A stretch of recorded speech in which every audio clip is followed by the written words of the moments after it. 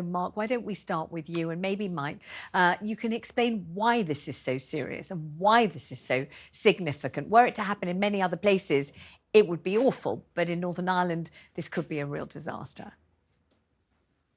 Well, the reason it's different in Northern Ireland is because mainly of so-called dissident Republicans, i.e. People who want a united Ireland and are prepared to fight for it through terrorism. So it's very difficult to give an analysis today of the exact implications of this data breach. The only certainty I have is the impact it's having on the policing family, and it has sent a very deep shockwave through all of them. There are many, many questions which are unanswered and hopefully will be addressed when the policing board meets with the Chief Constable tomorrow morning. To my mind, chief among them is a realistic assessment of the threat level against the 10,799 names on that list which has been leaked. And it would be my assessment that there won't be a uniform level of threat. So 3 categories of officer I'm thinking about particularly as being deeply concerned will be those who are currently working undercover, those who have unusual surnames and therefore will be more easily traced, and officers who are from the Catholic nationalist community. And it's that latter category, Catholic nationalists, from whom I've had most contact over the last 24 hours, many of them making the point that they chose to join the PSNI, knowing the risks, willing to make the sacrifices, but very angry that this is being forced upon them. I'm talking about people who say to me, I haven't been able to break bread in my parents' house for a number of years since I joined the police. People saying, I can't tell relatives and friends that have joined the PSNI. I've even heard of one couple no longer together, but one was a police officer, one was not. And the police officer couldn't tell the partner with whom they were living that they were in the PSNI. So this threat level is very real and present in 2023. And of course, the threat level in Northern Ireland was recently raised to severe. That's the highest category and means a terrorist attack is highly likely.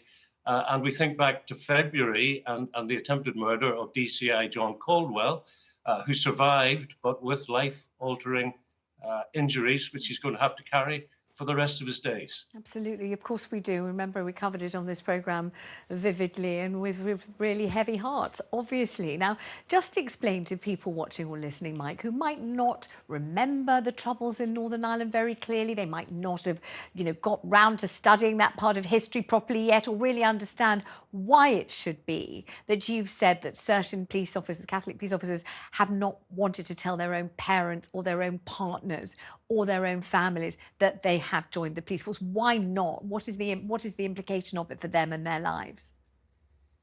Well, within the nationalist Republican community within Northern Ireland, there was a resentment against all the security services, the Royal Ulster Constabulary, as was, and the Army and the security services, rightly or wrongly, but they look at events such as Bloody Sunday and believe that the security services were not neutral. Now, that is their belief. I'm not endorsing it, but that's where this all goes back to. And if you look at the history of the Troubles, if you were in the police, you could have been murdered while on duty. You could have been murdered while you were making yourself a morning cup of tea in your kitchen at home. You could have been murdered as you sat in a supermarket car park while your partner was doing the shopping. You could have been murdered while you were out having a pint with your friends in your local pub. You could have been murdered at a sports event. Under any circumstances, 24/7, your life was at threat.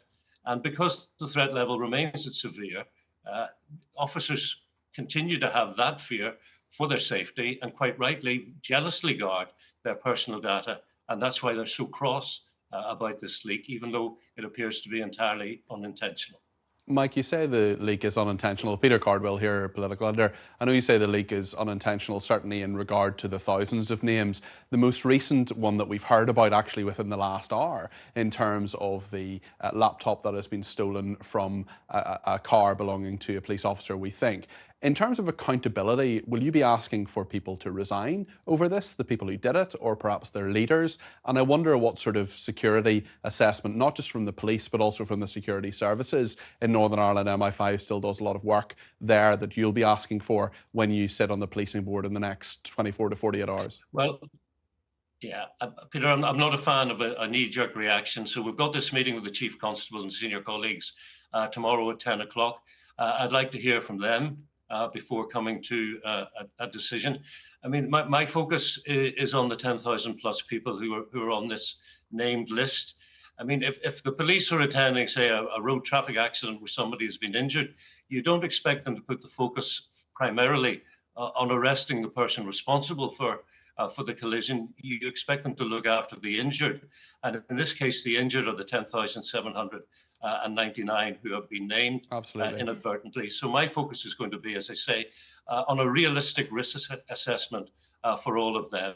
What follows after will be an assessment of how it happened, why there was no fail-safe. I think that's absolutely critical. Yes. Why was there no fail-safe which would have prevented that button being pressed? And another question I don't have an answer to yet is, although they've told us how it happened, they didn't tell us how they found out about it a couple of hours later, and I'd be very interested to know the answer to that. And Mike, do we know anything about the kind of structural assembly of the way that it's all run, so that we can work out who were the layers of management or administration who gave away this information? Because, you know, in the old days, there might have been files and you might have mistakenly handed over the wrong file. But we're in days that are so much more sophisticated than that, where encryption and security is so paramount, especially in the police service, for God's sake. It's not a butcher shop. You would think that there would be all sorts of checks and balances in place to make sure this kind of thing could not happen by accident, that it was literally physically impossible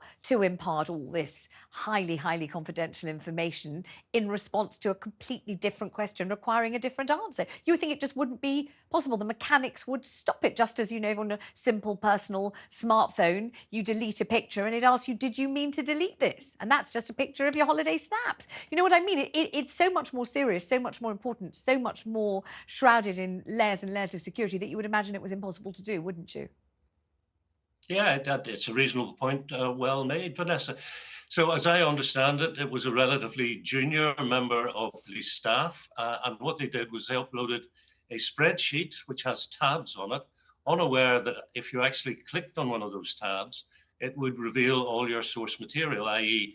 the surnames and the initials of the officers, where they were based, what they did, their rank, and indeed their grade in terms of policing staff. So ACC Chris Todd, who is in charge of all that area of police work, and to be fair to him, he has fronted up on this.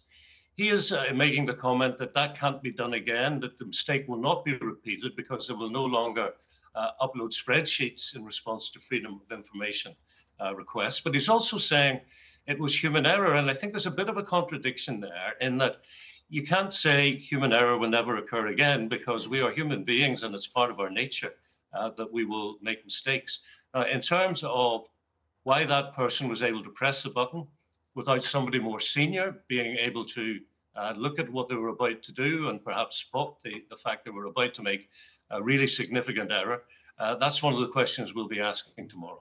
It seems to me, Mike, a little bit like a tube of toothpaste in terms of that it's out now, and whilst it's been taken down, the information obviously from various websites and so on, various people have been asked to delete it and so on, we're nonetheless getting some information that it's actually circulating in WhatsApp groups and so on. And you painted a really good picture for a national audience in terms of what police officers and their families in Northern Ireland might be feeling at the moment, as well as the civilian staff involved in this. I wonder, they're contacting you, they're obviously very concerned. What is the PSNI doing? What sort of duty of care is it? It's obviously made apologies and announcements publicly and so on, but is there an HR process? Are there superior officers talking to people, reassuring them? What's going on behind the scenes there?